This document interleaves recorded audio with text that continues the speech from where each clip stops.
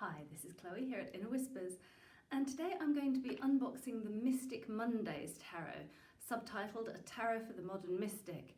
These cards have very simple artwork in some ways and yet very vibrant and colourful, and the artist actually talks about, the good vibes from colours and having a very intuitive deck. So it looks absolutely gorgeous, and it's also something where there's a good website online, and there is also an app which I believe at the moment is still free to download, where you get all the cards and you can do a daily draw and readings and various things like that. So, worth checking out for sure. In the meantime, let's have a look at the cards. So here we are, unboxing the tarot for the Modern Mystic, the Mystic Mondays. The box is quite prettily done with silver highlights and a few of the cards shown on the back, as well as a big thing about the app, which, as I say, seems to be pretty good. It's a sturdy box. Trust your intuition on this side. And so that's the insides of the box, and here we have the cards. So a fully reversible back, once again shiny. Oh, we do like shiny. And shiny sides, silver, very shiny. And here we go. These also have kind of I don't know if you can see, it almost looks textured, so nice, colourful. Let's go through them one by one, starting as we are with the Ace of Wands, Two of Wands. So it's a sort of stylized thing rather than being fully sort of scenic, and quite different. I mean, there's the idea of the pathway. There isn't a castle or anything like that. It's just these two twirly-whirly ones to either side of a rather bumpy road, which is an interesting depiction. We have Three of Wands. What will take you out over the water? It's a nice kind of... So quite different. It would allow for very different kind of interpretations, I think. Four of Wands, nice and structured. Five of Wands, a clash. Six of Wands, she's sitting pretty, being lifted by the wands, perhaps. Seven of Wands, we're much more traditional, someone standing their ground. Eight of Wands, also traditional. The Nine of Wands, interestingly, she has her back to us, but there is still that feeling of creating a defensive boundary. And the Ten of Wands, struggling under the weight. Lovely Princess of Wands, I really like that. There's a kind of playfulness and this kind of funny hair that's almost, I don't know, cross between Mickey Mouse and a bun or something, and the belly dance pants and outfit. Knight of Wands, our first male character of the deck. Queen of Wands, and the King of Wands, strong masculine figure despite the shorts. The Ace of Pentacles, being grasped quite firmly. Two of Pentacles with a lemniscate, so that kind of thothy feel here. Three of Pentacles equally works, that has a real thoth feeling to it. And the Four of Pentacles, interesting, it's not a square box, it's a rectangle with those, so a little bit different. Five of Pentacles, more of a Rider-Waite feel. Six of Pentacles, somewhere in between. I like... Interesting, so the Seven of Pentacles, she's watering a plant. Eight of Pentacles, perfect artist, lovely. And Nine of Pentacles, yes, that feeling of abundance is there, so that's lovely too. And the Ten of Pentacles, we have our Princess, our Knight, lovely green colouring that works very nicely for this suit. Queen, interesting, she has the sort of pentacle at her centre, not quite belly, more sacrum. And the King of Pentacles, suave businessman. Ace of Swords with kind of blue-black nail polish. Okay. Oh, wow. Very twisty swords. So maybe something about getting hooked. Yeah. Once again, definitely some interesting possibilities and potentials there. The Three of Swords is a heart riven through, but there's no handles on those blades, which makes it interesting. How could you pull them out or push them in? Makes it more apparent perhaps that these are thought forms that are hurting you rather than an actual thing, perhaps. Four of Swords, nicely done, very symbolic still, and I like the colouring here as well, the cool, calm, clear blues, and then interesting that it has that kind of green edge on the sword, and nicely done as well. These swords almost seem more crystal-like than sword-like in some ways, which works well with the idea of rest or preparation. Five of Swords, all coming in together. Six of Swords, bouncing up through the waves. Seven of Swords, interesting, so she's got just the one that she's hiding behind her back. Eight of Swords, blindfolded and semi-bound with a circle around her. I quite like also these sort of mountain/sword tips in the background. Nine of Swords, thoughts pressing in at night time. And Ten of Swords, stabbed through.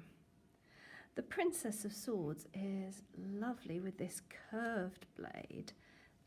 Gives it a more playful feeling because it is this sort of curvy, like almost like her hand is drawing the energy of the sword to her or something. And our Knight of Swords. Okay. Queen of Swords. I think she's rather lovely. I'm not quite sure what these three lines across her head are supposed to depict. Yeah, and it feels pleasantly cool. And yeah, he seems like quite a fighter. Interesting, his legs are cut off from us. We can't see them.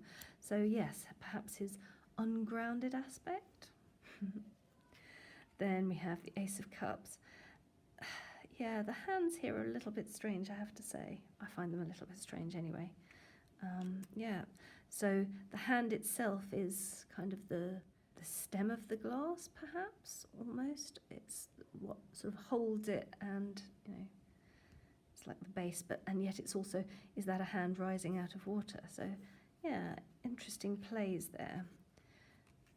A lovely Two of Cups, seeing eye to eye, meeting face to face, joining together, partnership. Three of Cups, yes, this coming together in love, and love is support as opposed to, you know, just passion, so I like that. The Four of Cups, that's a nice interesting one, meditating with two trees, and that opens the potential to see the fourth cup above. The Five of Cups, it almost makes me want to turn it that way. Yeah, interesting. And in the Six of Cups, don't see anything about childhood memories or anything like that here. That would be quite hard to show so symbolically, perhaps. So that would, well, perhaps, you know, remembering holidays past and the idealization of what life is. Perhaps. The Seven of Cups works very nicely, very traditional Rider-Waite. And the Eight of Cups. So is she going to jump off into a void? Very different. Is there a sense of leaving things behind? I'm not sure. What do you think? And the Nine of Cups, the Wish card. Yep. You have to be very clear and make your wish central to you so that you can truly tap into it, perhaps. And the Ten of Cups. Love makes the world go round. Emotion, connection. A lovely Princess of Cups, hand on heart. She looks a bit like a seductress almost, or I don't know. Then we have our Knight of Cups in short shorts with a jacket. Fair enough. And they both have crescent moons, or well, one waxing, one waning. And a Mermaid Queen of Cups with night sky hair, lovely, really nicely done. And almost a more Poseidon-like King of Cups than some of the much more real ones like our King of Pentacles businessman.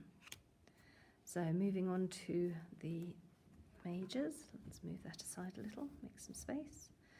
Our playful fool, still with that flower and cliff top. The magician, feminine also, and moving things around in a magical way, I like it. The high priestess, sitting calm, balancing different perspectives, and with that third eye sort of thing. The empress, lush abundance, and she feels like she's part of both the land and the sea. That's quite an interesting way of putting it. I like the emperor. He's very strong and fierce looking, and also he has that rigidity in the structure and the fire, and the bear claws sort of make him feel a little shamanic too. The Hierophant, so we have a pyramid and the third eye, so that connects him with the high priestess in a nice way, and also the idea of the wisdom of ages and structure and institutions not always being, well, they build things and yet they also destroy. So yes, life and death. That I like that. There's a lot of stuff going on there. The lovers with the flamingos making the beaks with their heart with their beaks rather, and the chariot. Doesn't even look like she's trying to guide the chariot anywhere. It's nice kind of touch towards sort of Egyptian things and the chariot of the sun. Yeah. Oh, what a lovely strength. It's almost like I don't know, is that a snow tiger or something? And the hermit seems a bit more trapped than I would normally see the hermit.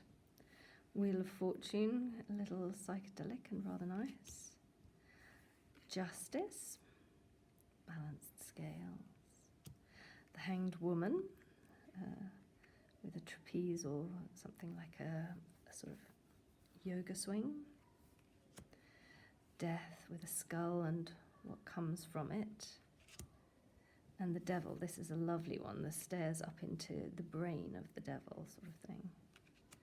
The Tower, oh, this works nicely. And I really love the colours here. You know, we have these very vibrant reds and deep blues and, I don't know, strong greens. So yeah, here we have the sort of symbolic tower, and yet it feels quite broken and bitty and almost, you know, you kind of wonder whether they actually all match together or anything, and lightning bolts coming down. The star is lovely. Interesting to have the green there. Yeah, and it's like a Merkaba crystal. And the moon, the two pillars rising from the depths, and the moon there. The sun looks very meditative and calm for this. I would expect a more dancing energy, as many cards depict it, but that's, you know, another interesting take. Judgment, the path to a new life, perhaps. The world with, it looks like a nucleus. And, oh, for some reason we've got temperance here instead of at its normal position. There. And that makes me realise also that these are unnumbered, so it was more easy to not sort of notice it's missing between death and the devil. So temperance's place. Yeah. Balance, you know, we have the little balls balanced against the big ball. Levers and balances, getting the right mix of ingredients. If you have enough of the little ones, it balances with the big one. It's, yeah, interesting concept. Very symbolic. I quite like it. So altogether, a pretty interesting deck. I can see straight off it's going to be impossible to hold all of that in one hand. So the cards have a certain thickness to them. Many people like that. And they are edged in silver. I will still give them a little riffle.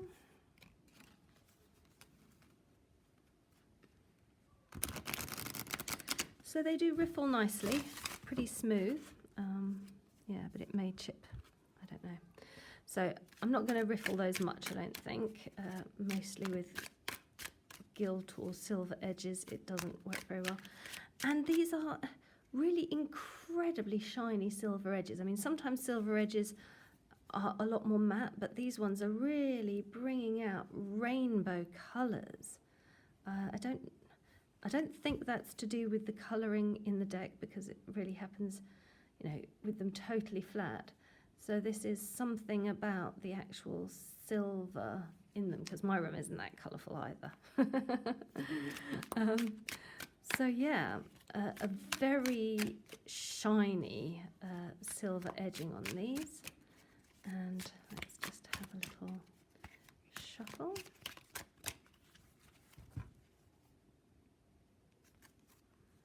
And we get to that temperance.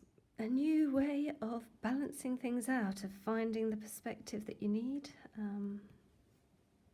of getting the right balance for you with what you have available, perhaps. Let's hope so. Blessed be.